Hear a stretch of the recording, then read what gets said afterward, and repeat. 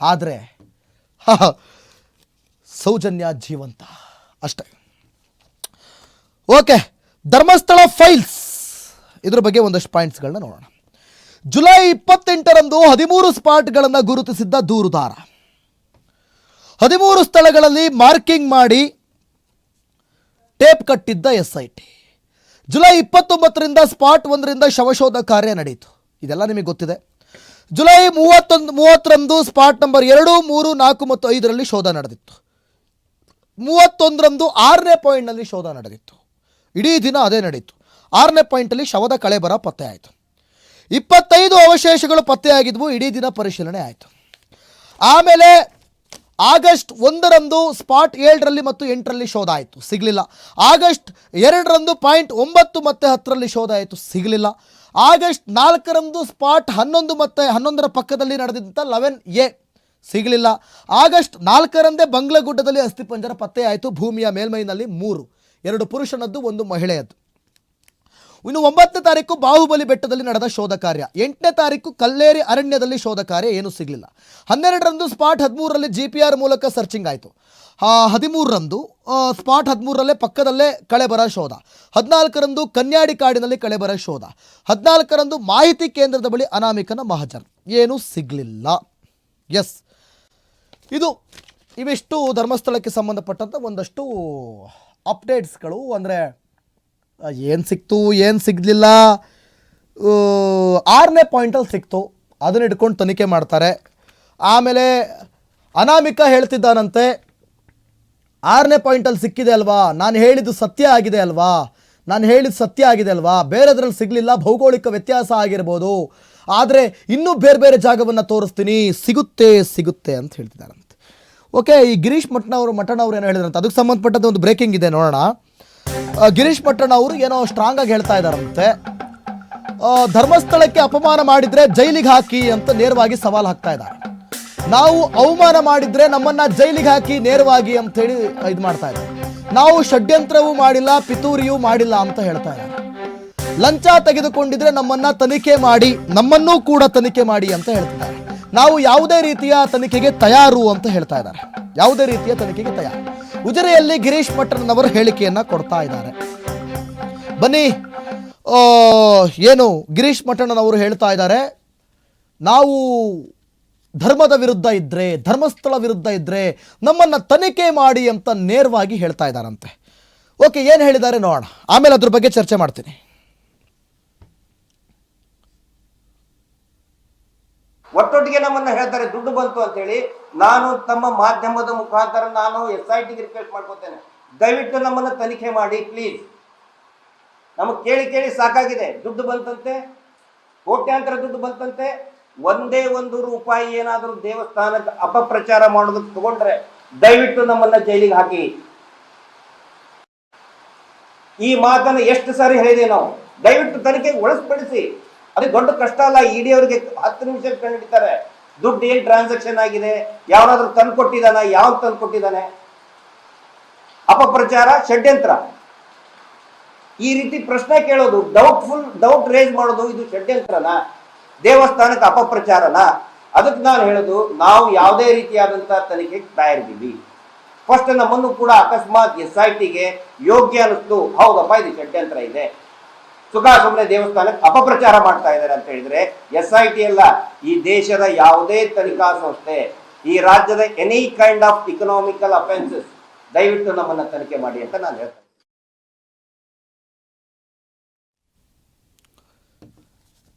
Window ತಗೊಳ್ಳಿ. ಈಗ ನಮ್ಮ ಏನು ಗಿರೀಶ್ ಮಠಣ್ಣನವರು ಹೇಳ್ತಾ ಇದ್ದಾರೆ ಅಂದರೆ, ಧರ್ಮಸ್ಥಳಕ್ಕೆ ಅಪಮಾನ ಮಾಡಿದರೆ ನಮ್ಮನ್ನು ನೇರವಾಗಿ ಜೈಲಿಗೆ ಹಾಕಿ ಅಂತ ನೇರವಾಗಿ ಅವ್ರು ಹೇಳ್ತಾ ಇದ್ದಾರೆ. ಇದ್ರ ಬಗ್ಗೆ ನಿಮ್ಮ ಒಪಿನಿಯನ್ ಏನು, ನೀವು ಕೂಡ ಕಮೆಂಟ್ ಮಾಡಬಹುದು. ಯಾರೋ ಪಾಯಲ್ ಪೊನ್ನಮ್ಮ ಕೇಳ್ತಾ ಇದ್ದಾರೆ, GPR ವರ್ಕ್ ಆಗುತ್ತಾ ಇಲ್ವಾ ಅಂತ ಕೇಳ್ತಾ ಇದ್ದಾರೆ. ಪಾಯಲ್ ಪೊನ್ನಮ್ಮ, GPR ವರ್ಕ್ ಆಗಿದೆ ಮೇಡಮ್, ಆದರೆ ಏನು ಸಿಕ್ಕಿದೆಯೋ ಇಲ್ವೋ ಗೊತ್ತಿಲ್ಲ. ವಾಸುದೇವ್ ಹೇಳ್ತಾ ಇದ್ದಾರೆ, 3rd class political leaders, especially BJP leaders ಅಂತೆ. ಏನೋ ಅವ್ರವ್ರ ಸಿದ್ಧಾಂತದ ಮೇಲೆ ಅವ್ರು ಇರ್ತಾರಪ್ಪ, ನಾವೆಲ್ಲ ಹಾಗೆಲ್ಲ ಹೇಳೋದಕ್ಕೆ ಸಾಧ್ಯ ಇಲ್ಲ.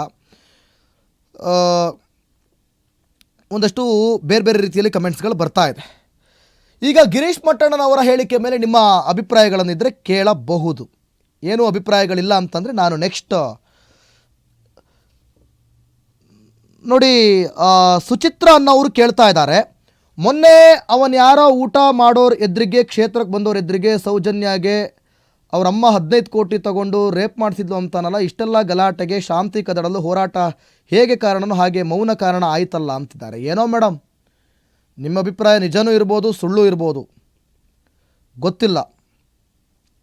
ಆದರೆ ನಾನು ಕೇಳೋದು ನಿಮ್ಮ ಹತ್ರ, ತನಿಖೆಯ ವಿಚಾರವಾಗಿ ನಿಮ್ಮ ಅಭಿಪ್ರಾಯ ಏನು? ತನಿಖೆ ನಿಲ್ಲಿಸ್ತಾರೆ ಅಂತ ಅನ್ನಿಸ್ತಾ ಇದೆಯಾ, ಅಥವಾ ತನಿಖೆ ಮಾಡ್ತಾರೆ ಅಂತ ಅನ್ನಿಸ್ತಾ ಇದೆಯಾ? ಏನು ಹೇಳ್ತೀರಾ? ನಿಮ್ಮ ಅಭಿಪ್ರಾಯಗಳನ್ನು ನೀವು ಕೇಳ್ಬೋದು.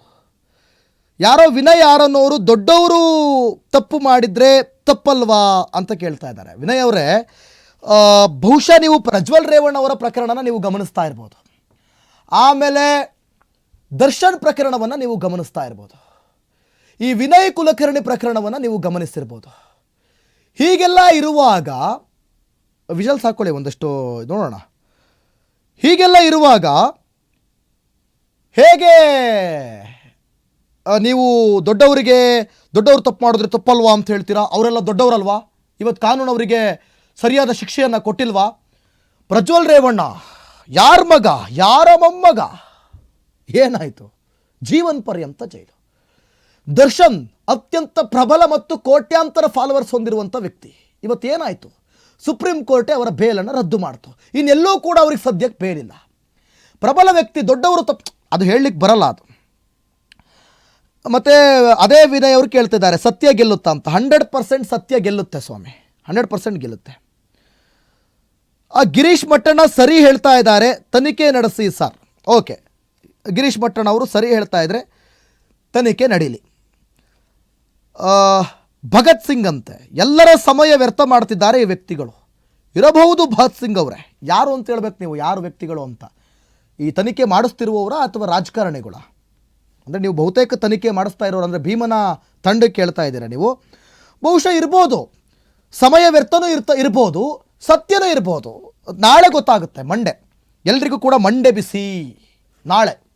ನಾಳೆ ಮಂಡೆ ಅಲ್ವಾ, ಹಾಗಾಗಿ ಮಂಡೆ ಬಿಸಿ. ವೆಂಕಟೇಶಣ್ಣವ್ರು ಕೇಳ್ಕೊಳ್ತಾ ಇದ್ದಾರೆ, ನನ್ನೊಂದೊಂದು ಆಸೆ ಸೌಜನ್ಯಾಗೆ ನ್ಯಾಯ ಸಿಗಬೇಕು ಅಂತ. ಸರ್, ನಾನು ನಿಮಗೆ ಬೇಜಾರು ಮಾಡ್ಕೊಳ್ಳಲ್ಲ ಅಂತಂದರೆ ನೇರವಾಗಿ ಹೇಳಲ್ಲ. ಸೌಜನ್ಯ ವಿಚಾರದಲ್ಲಿ ಒಂದು ವೇಳೆ ಧರ್ಮಸ್ಥಳದಲ್ಲಿ ಏನಾದರೂ ದೌರ್ಜನ್ಯಗಳು ನಡೆದಿದ್ದು, ಈ ಪ್ರಕರಣ ಏನಾಗ್ತಾ ಇದೆ ಇದೇನಾದರೂ ಸತ್ಯ ಆಗಿದ್ದು, SIT ಅವರಿಗೆ ಏನಾದರೂ ಗೊತ್ತಾಗಿದ್ದು, ಅಲ್ಲಿ ತಪ್ಪು ಮಾಡಿದವರಿಗೆ ಶಿಕ್ಷೆ ಆದರೆ ಸೌಜನ್ಯಳಿಗೂ ನ್ಯಾಯ ಸಿಕ್ಕಂತೆ. ಅದನ್ನು ಹೊರತುಪಡಿಸಿ ಸೌಜನ್ಯಳಿಗೆ ಸಪ್ರೇಟಾಗಿ ನ್ಯಾಯ ಕೊಡಿಸ್ಬೇಕು ಅಂತಂದ್ರೆ ಆಗಲ್ಲ, ಅದು ಸಿಗಲ್ಲ. ಯಾಕಂತಂದರೆ ಸಾಕ್ಷ್ಯ ನಾಶ ಆಗೋಗ್ಬಿಟ್ಟಿದೆ. ಇಲ್ಲಿ ಕಾಣ್ತಾ ಇರೋ ಗಿರೀಶ್ ಭಟ್ಟಣ್ಣ ಅವರು ಮತ್ತು ಮಹೇಶ್ ತಿಮರಿಯೋಡಿ ಅವರು ನಮ್ಮ ಹತ್ರ ಸಾಕ್ಷಿ ಇದೆ ಅಂತ ಹೇಳ್ತಿದ್ದಾರೆ. ತಗೊಂಡು ಬನ್ನಿ ಅಂತ ನಾವು ನೇರ ಸವಾಲು ಮಾಡಿದ್ದೇವೆ. ತಗೊಂಡು ಬಂದರೆ ಒಂಚೂರು ನಾವು ಕೂಡ, ನಮ್ಮ ಬಾಸು ಹೇಳಿದ್ದಾರೆ 1 ಲಕ್ಷ ರೆಬಲ್ TV ವತಿಯಿಂದ ಸೌಜನ್ಯ ಕೇಸ್ ಹೋರಾಟಕ್ಕೆ ನಾವು ಎತ್ತಿಡ್ತೀವಿ ಅಂತ. ಅದೇ ರೀತಿ ಸಾಕ್ಷಿ ಸಮೇತ ನೀವು ಜನರು ಗಿರೀಶ್ ಭಟ್ಟಣ್ಣ ಮತ್ತು ಮಹೇಶ್ ತಿಮರೋಡಿ ಏನಾದರೂ ಬಂದರೆ ನಾವೆಲ್ಲರೂ ಕೂಡ ಸೇರಿ ಸೌಜನ್ಯಗೆ ವಿಚಾರವಾಗಿ ನಾವೇನಾದರೂ ಅವ್ರ ಕುಟುಂಬದವರೊಂದಿಗೆ ಅಪೀಲ್ ಹೋಗ್ಬೋದು. ಯಾಕೆ ಈಗಲೂ ಕೂಡ ಕುಟುಂಬದವರು ಬರೀ ಸೋಷಿಯಲ್ ಮೀಡಿಯಾದಲ್ಲಿ ಮಾತನಾಡ್ತಾ ಇದ್ದಾರೆ ಬಿಟ್ಟರೆ ಅಪೀಲ್ ಯಾಕೆ ಹೋಗ್ತಾ ಇಲ್ಲ ಅನ್ನೋ ಒಂದು ಪ್ರಶ್ನೆ ನನಗೆ ಕಾಡ್ತಾ ಇದೆ. ಯಾರು ಈ ಪ್ರಶ್ನೆ ಕೇಳಿದ್ದು? ವೆಂಕಟೇಶ್. ನಿಮಗೆ ಯಾವತ್ತೂ ಅನಿಸಿಲ್ವಾ ಅವರಮ್ಮ ಸುಪ್ರೀಂ ಕೋರ್ಟ್ಗೆ ಅಪೀಲ್ ಹೋಗ್ಬೋದಿತ್ತಲ್ಲ ಅಂತ? ಅಂದರೆ ಮೇಲ್ಮನವಿ ಸಲ್ಲಿಸ್ಬೋದಿತ್ತಲ್ಲ, ಯಾಕೆ ಸಲ್ಲಿಸ್ತಾ ಇಲ್ಲ?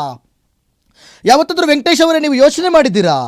ನನಗೂ ಕೂಡ ಪ್ರತಿ ಸಲ ಬರ್ತಾ ಇರುತ್ತೆ ಈ ಮೀಡಿಯಾದಲ್ಲೋ ಅಥವಾ ಎಲ್ಲೋ ನಿಂತ್ಕೊಂಡು ನಮ್ಮ ಹತ್ರ ಸಾಕ್ಷಿ ಇದೆ ಅಂತ ತೋರಿಸೋ ಬದಲು ಅವ್ರ ಹತ್ರ ಸಾಕ್ಷಿ ಇದ್ರೆ ಎತ್ಕೊಂಡು ಬಂದು ನೇರವಾಗಿ ನ್ಯಾಯಾಲಯಕ್ಕೆ ಹೋಗಿ ಅದೇನು ಯಾರಿಗೆ ಶಿಕ್ಷೆ ಕೊಡಿಸ್ಬೋದಲ್ವಾ?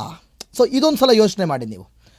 ನಿದ್ದೆಗೆಟ್ಟು ಕಾಯ್ತಾ ಇದ್ದೀವಿ ಅಂತೆ, ದಯವಿಟ್ಟು ನಿದ್ದೆಗೆಟ್ಟೆಲ್ಲ ಕಾಯ್ಬೇಡಪ್ಪ, ಆಮೇಲೆ ಆರೋಗ್ಯ ನಿಂದು ಹಾಳಾಗ್ಬಿಡುತ್ತೆ.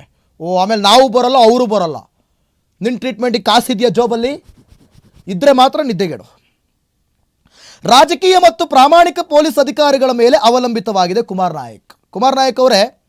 ಪ್ರಾಮಾಣಿಕರಾಗಿದ್ದರೆ ಮಾತ್ರ ಅವಲಂಬಿತರಾಗಿರುತ್ತೆ, ಪ್ರಾಮಾಣಿಕರಲ್ಲ ಅಂದರೆ ಅದು ಅವಲಂಬಿತರಾಗಿರೋದಿಲ್ಲ. ಓಕೆ, ಸಮೀರ್ ಎಂಬ ವ್ಯಕ್ತಿ ಮಾಡಿರೋ ಎಲ್ಲ ವಿಡಿಯೋ ಏನಿದಾವೆ ಅವು ಕಾಲ್ಪನಿಕ ಅನ್ನಿಸ್ತಾ ಇದೆ ಅಣ್ಣಾಜಿ. AI ಬಳಸ್ಕೊಂಡಿದ್ದಾರೆ, ಇಲ್ಲ ಅಂತಲ್ಲ, ಅದರಲ್ಲಿ ಒಂದಷ್ಟು ಕಾಲ್ಪನಿಕವೇ. ಅದು ತನಿಖೆ ಓಪನ್ ಆಗಬೇಕ್ರಿ. ಸೌಜನ್ಯ ವಿಚಾರಕ್ಕೆ ಸಂಬಂಧಪಟ್ಟಂತೆ ಆ ಸಮೀರ್ ಅನ್ನೋ ವ್ಯಕ್ತಿ ಏನು ಮಾತಾಡಿದಾನಲ್ಲ, ಆ ಆ್ಯಂಗಲಿಂದ ಒಂಚೂರು ತನಿಖೆ ಆದರೆ ಮಾತ್ರ ಏನೋ ಆತ ಮಾತನಾಡೋದು ಸತ್ಯನ ಸುಳ್ಳು ಅನ್ನೋದು ಗೊತ್ತಾಗುತ್ತೆ. ಇವ್ರು ಯಾರೋ ದೇವಾಡಿಗ ಅಂತ, ನಿಮ್ಮ ನ್ಯೂಸ್ ನೋಡಿ ತುಂಬ ಖುಷಿ ಆಯಿತು, ನೇರವಾಗಿದ್ದೀರಿ. ನಾವು ನೇರವಾಗೇ ಇದ್ದೀವಿ ಸ್ವಾಮಿ, ನೇರವಾಗಿರೋರು ನೇರವಾಗಿರ್ಬೇಕಷ್ಟೆ. ಈ ವಿಚಾರದಲ್ಲಿ ಸತ್ಯ ಮಾತಾಡುತ್ತೆ ಸ್ವಲ್ಪ ದಿನ ಅಷ್ಟೇ ಅಂತ ಪ್ರತಾಪ್ ಅವರು. ಓಕೆ, ಸತ್ಯ ಮಾತಾಡಲಿ, ನಾವು ಅದನ್ನೇ ಕಾಯ್ತಾ ಇರೋದು. ನಮಗೂ ಬೇಕಾಗಿರೋದು ಸತ್ಯ. ಜಸ್ಟಿಸ್ ಫಾರ್ ಸೌಜನ್ಯ ಅಂತಿದ್ದಾರೆ. ಎಸ್, ಜಸ್ಟಿಸ್ ಫಾರ್ ಸೌಜನ್ಯ, ನಾವು ಅದೇ ಹೇಳ್ತಾ ಇರೋದು. BJP ಅವರ ಲಾಭಕ್ಕೆ ಧರ್ಮಸ್ಥಳವನ್ನು ಬಳಸಿಕೊಳ್ಳುತ್ತಾರೆ, ಇದೇ ಅವರ. ನೋಡ್ರಿ, ಯಾವ ಪಕ್ಷ ಆದರೂ ಅಷ್ಟೇ, ಯಾವುದೇ ಕೇಸ್ ಆದರೂ ಇವರು ಅಧಿಕಾರದಲ್ಲಿದ್ದಾಗ ಅವರು ಬಳಸ್ಕೊತಾರೆ, ಅವರು ಅಧಿಕಾರದಲ್ಲಿದ್ದಾಗ ಇವರು ಬಳಸ್ಕೊತಾರೆ. ಇದು ನಿಮ್ಮ ಆತ್ಮಸಾಕ್ಷಿ ಮುಟ್ಕೊಂಡು ಹೇಳಿ, ನಾನು ಹೇಳಿ ಸುಳ್ಳ ನಿಜಾನ ಅಂತ ಹೇಳಿ, ನಿಮಗೇನು ಅನಿಸುತ್ತೆ? ಅಷ್ಟೇ ಆಗೋದು. ಇವ್ರು ಮೋಹನ್ ಕುಮಾರ್ ಅವರು ಧರ್ಮಸ್ಥಳ ರಿಪಬ್ಲಿಕ್ ಅಂತ ಹೇಳ್ತಾ ಇದ್ದಾರೆ. ಏನೋಪ್ಪ, ಸಾಕ್ಷಿ ನಾಶ ಮಾಡಿದರೆ ವಿತ್ ಪೊಲೀಸ್ ಇರಬಹುದು, ಗೊತ್ತಿಲ್ಲ, ಹೇಳೋಕ್ಕಾಗಲ್ಲ. ಶರತ್ ಅವರು ಸತ್ಯಕ್ಕೆ ಗೆಲುವು ಖಂಡಿತ. ಹೌದಪ್ಪ, ನಾವು ಕೂಡ ಕಾಯ್ತಾ ಇದ್ದೀವಿ, ಸತ್ಯಕ್ಕೆ ಗೆಲುವು ಖಂಡಿತವಾಗಿ ಸಿಗಲಿ ಅಂತ. ಈಗ ಸತ್ಯಕ್ಕೆ ಗೆಲುವು ಸಿಕ್ಕಿರೋ ವಿಚಾರಕ್ಕೆ ಇನ್ನೊಂದು ವಿಚಾರಕ್ಕೆ ಹೋಗ್ಬಿಡೋಣ ನಾವು. ಇದು ಕೂಡ ಸತ್ಯಕ್ಕೆ ಗೆಲುವು ಸಿಕ್ಕಿರೋದು. ನೀವೆಲ್ಲರೂ ಕೂಡ ಸುಳ್ಳು ಅಂತ ಅಂದ್ಕೊಂಡಿದ್ರಿ. ಧರ್ಮಸ್ಥಳ ಪ್ರಕರಣವನ್ನು ನಾವು ಬೇಸ್ಮೆಂಟ್ ಆಗಿ ಇಟ್ಕೊಳ್ಳೋಣ. ನಾನು ಒಂದು ವಿಚಾರವನ್ನು ಹೇಳಿ ಶುರು ಮಾಡ್ತೀನಿ.